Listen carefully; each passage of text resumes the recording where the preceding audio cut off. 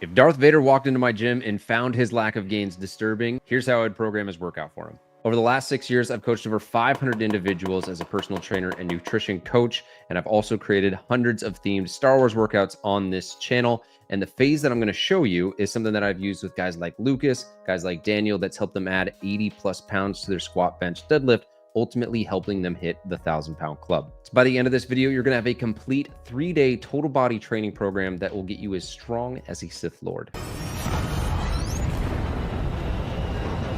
First order of business, though, is to establish what Lord Vader's goals and challenges are. His first goal is going to be to maximize his strength and power. As a dark side force user, he's all about accumulating more power. His second goal is to improve his core strength to handle the aerobatic maneuvers that he does both in space and on land. And then third and finally, he's going to improve how he can force choke those rebel soldiers. But he's not without challenges.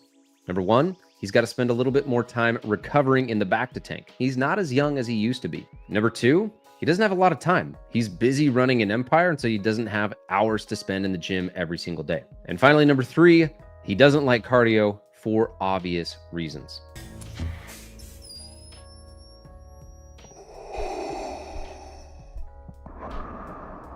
So let's break down his prescription. To express maximum power, we have the formula power, which is equal to force times velocity. So in order to increase his explosive strength, we need to increase his strength or increase the velocity at which he lifts. There's going to be a number of factors that affect strength and power. Number one is going to be neural efficiency, and that's a combination of motor unit recruitment, being able to recruit more muscle fiber, and skill acquisition. The way I like to think about lifting is it's like a golf swing. The more you do it, the more efficient you get at the skill, the better you are at sequencing all of the movements in that kinetic chain. And then there's going to be muscle hypertrophy. If you lay down more muscle tissue, you're going to have more muscle to recruit for said lifts. So in this 3-day total body split, we're going to prioritize a few things. Number one, we'll prioritize 3 compound movements in the form of a squat, a bench press, and some form of hinge or deadlift. And then each day is going to have a different type of rep scheme to focus on either strength, explosiveness, or hypertrophy. And then finally, you've got accessory lifts that are going to help with core and grip strength. And there's one big thing that I want to call out here, and that's going to be your recovery demands. I would aim for at minimum 48 hours, so 2 days between these lifts,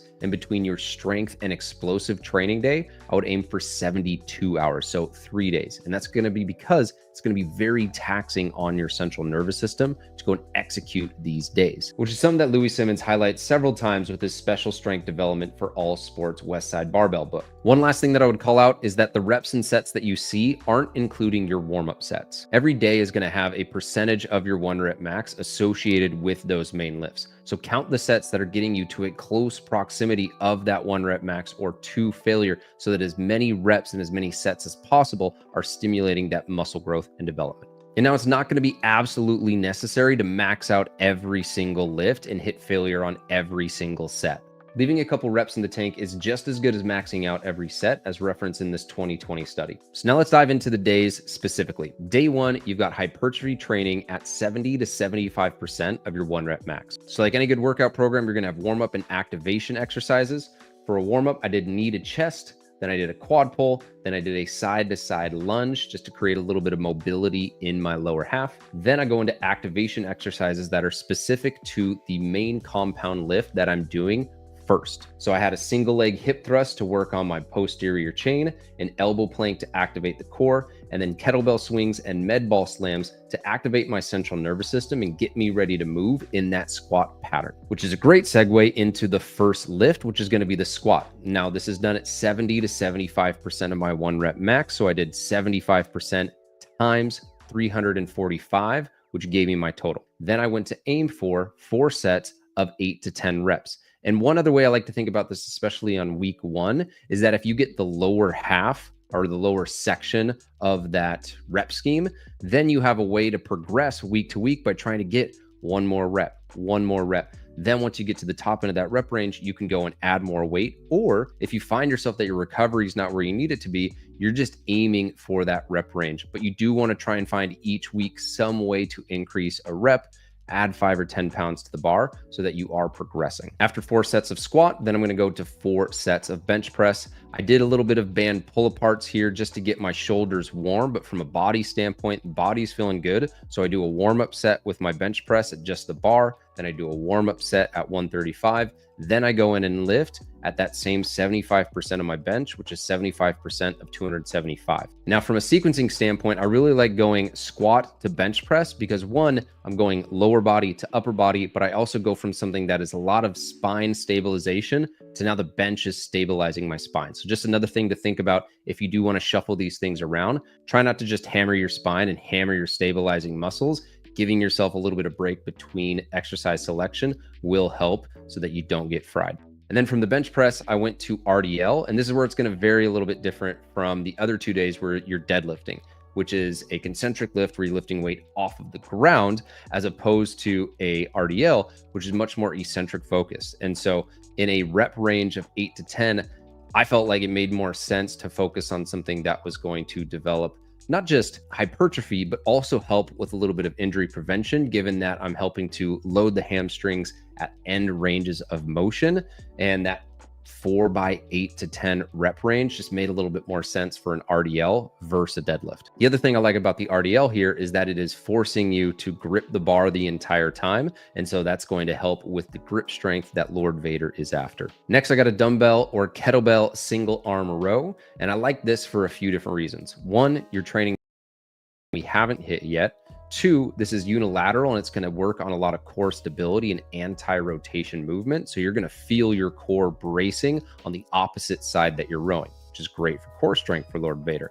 And then third, you're also going to have to train your grip after 10 to 15 reps of holding, however many pounds that you're lifting. Your grip is definitely going to be something that is being challenged. And so this is a great exercise for your back, your core, and your grip. Last, you're going to finish with some hammer curls. And beyond the obvious of just getting massive biceps to scare the rebels, this is also going to help Lord Vader's grip because he's training his brachioradialis by rotating his wrists and doing it in more of a hammer curl style. He's going to be able to train his forearms a little bit more there as well. One last note on the hypertrophy day, aim for rest periods of 2 to 3 minutes. I was doing 2 minutes in between these. If you do need a little bit more, that's totally fine. But considering you only have 5 exercises that you're doing, this should keep you away from those big 2-3 hour sessions in the gym and just get you in and get you out. Then we go into day 2. And this is going to be your strength day, where all the weight is done at 90 to 95% of your 1 rep max. If you're using a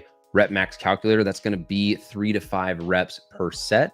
And then again, I would rest anywhere from 2 to 5 minutes in between these based on how you're feeling. To make sure that it doesn't turn into too long of a session, you might condense it to 2 or 3 minutes, but if you do need a little bit longer, you totally can rest longer. So when we look at the warm up and the activation, I'm doing things to warm up the horizontal press, stabilizer muscles in the back of the shoulders to make sure that my body is ready to go and press. So you're looking at yoga push-ups, which is a great thing to do to warm up the shoulder blades and warm up the serratus anterior and get the body ready to press and improve any shoulder mobility issues. And then band pull apart and face pull are going to be great exercises to activate the stabilizing muscles that are going to be needed for bench press. To finish it off, I'll do an incline plyo push-up just to get my body moving explosively in that movement pattern, and then I'm ready to press. The first exercise of this day is going to be bench press, and I'm looking for 3 to 5 reps at 90 to 95% of my 1 rep max.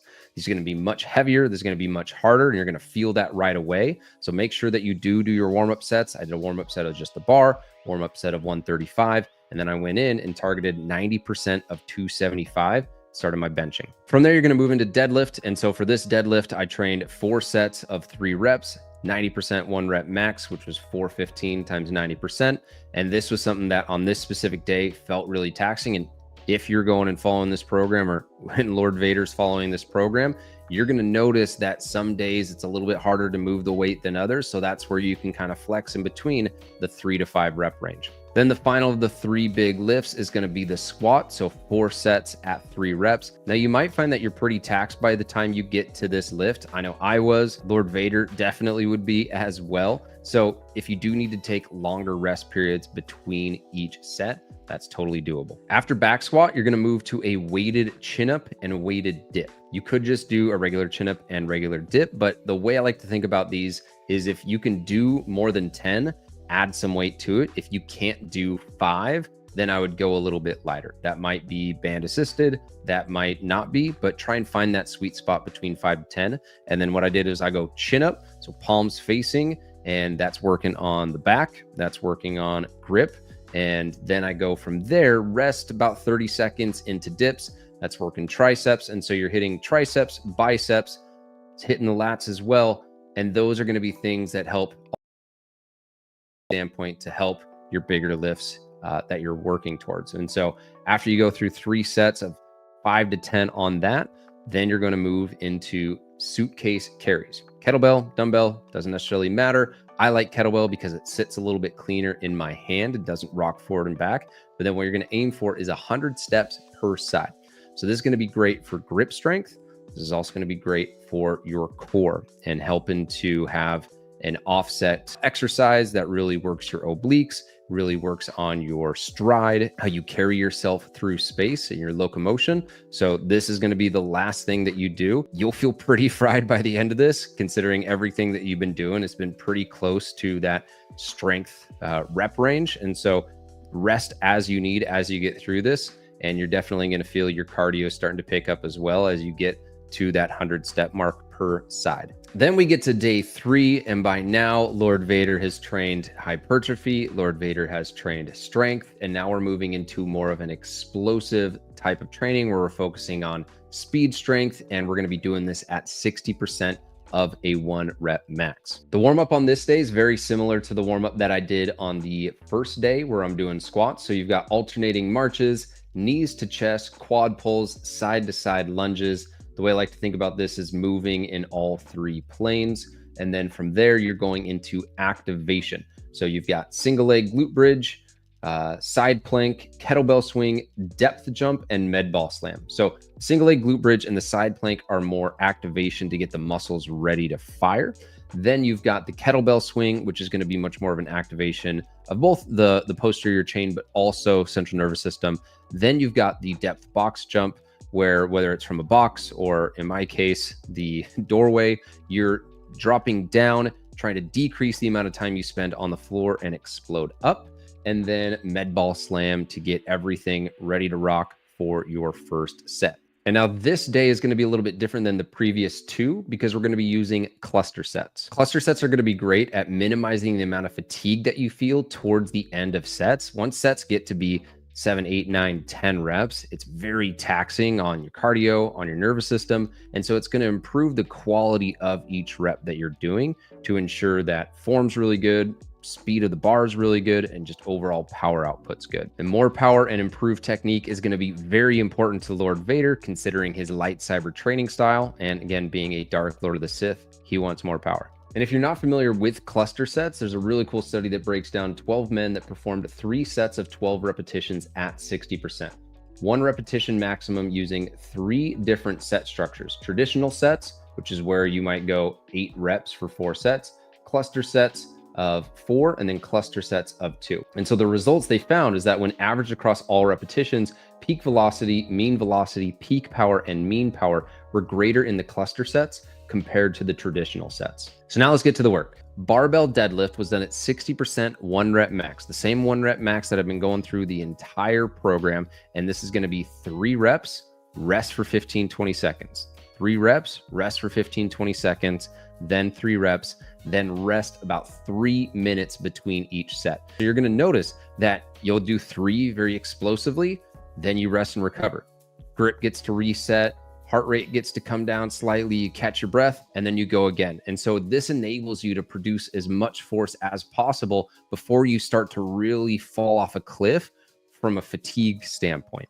From there, you go into back squat. And so you're going to go 4 sets, 3 by 3 at that 60% again. And so you do 3 squats, rest 15 to 20 seconds, completely rack the bar, step away, then re-rack. So it'll end up being about 10 seconds of stepping away from the bar. And then you've got, the 5 seconds walking forward, the 5 seconds walking back. And then each micro set or each cluster is again going to feel much more explosive versus if you did 9 reps, that 8th rep, that 9th rep is going to feel like an absolute slog, where instead here, we're able to be a lot more explosive. And if we're thinking about how Lord Vader would be training, he's going to be in these lightsaber bouts where he's going to be strike, strike, strike, defend, defend, defend, strike, strike, strike, defend, defend, defend. And so in Star Wars lore, this actually has a lot of transference to how Lord Vader would want to train for combat, and you're just training that using cluster sets. Then finally, you'll wrap it up with bench press. Same thing, 4x3x3. And the way I would think about that is 4 sets of 3x3, so 9 total reps, but then 3, rest 15 to 20, 3, rest 15 to 20. And with the bench press specifically, I like to try and get the click out of the barbell, between that little gap between the barbell and the plates, to know that there is some explosive force being pushed into that weight. So you can hear that click as you get to the top of that lift. That's kind of a way to know, okay, cool, I'm being explosive. Rack it, unrack it, go for another 3. Then we're going to move into accessory work, and that's where Vader's going to be doing a kettlebell swing and a row. And I like the kettlebell swing here because 1, it's explosive. 2, it gets him into hip extension, which we haven't really done yet. We've done a lot of hip hinging, but that hip extension is good for posture and power. Then we've also got some rows. And in a program that has as much benching as it does, really tried to incorporate as much rowing to counteract that, to have a good balance between the two. 3 sets of 10 with about 2 minutes rest in between should be a good spot. Make sure you're going as heavy as you can on this as well. Then you've got your final lift, which is going to be your landmine twist. The thing I love about this is that landmine works like a lightsaber. So Vader's going to have to really work on using his entire core to swing that bar. It's not an arm workout. You should feel the hips leading the core, leading the shoulders, leading the arms to swing that weight. And that's going to help him swing his red lightsaber and potentially cut off some more arms of those rebel soldiers. Now, you might be still wondering, is this only a workout program for Darth Vader, or could I benefit from it? And the answer is you could as well. Darth Vader's not a real person. You are a real person. This is real weights, real programming. And I've made this for someone who is more advanced in their lifting. They're wanting to improve their strength. They're wanting to improve their power. But like me, they might be a dad. They might be limited on how often they can spend at the gym. So they got to be as focused as possible, get as much work done in as short amount of time as possible, and really focus on those other 4 days, recovering, spending time with friends, spending time with family, working. And so this 3-day total body split is what I'll use with myself. It's what I'll use with clients. It's what Darth Vader would use. If you are someone who doesn't have a lot of time, you're more advanced, but you do still want to progress in your strength and in your power. So if that's your goal, I would say you should know your maxes going into it so you can apply the percentages to it. And then after 4, 6, 8 weeks, retest and see how you're doing. And you may also want to switch out some of the exercises. Maybe you like a sumo deadlift or a trap bar deadlift, or you like an incline bench or a close grip bench, or maybe on the squat, you want a front squat or safety bar. That's a great way to mix things up. And then obviously you have the autonomy as well to mix up the accessory lifts to be specific to you. Or if you want to go and do this Darth Vader program, I've done it. I've had clients do it. It's a ton of fun, just feeling like you're training like Darth Vader. So if you want to follow this along, I've actually got a free downloadable PDF that'll give you kind of that template and structure to be able to follow through. So you can go down to the comments and find the pinned post and just get that sent to you via email as well. And if you are looking for something a little less advanced, you got the Train Like a Trooper challenge that I've been running for well over 1.5 years now. Those workouts are on the channel. That would be a great place to start if you just need dumbbells, kettlebells, or body weight and you're a little bit more of a beginner. And if you got value out of this, hit that like, hit that subscribe button. Feel free to drop a comment with questions or something that you found valuable in the video.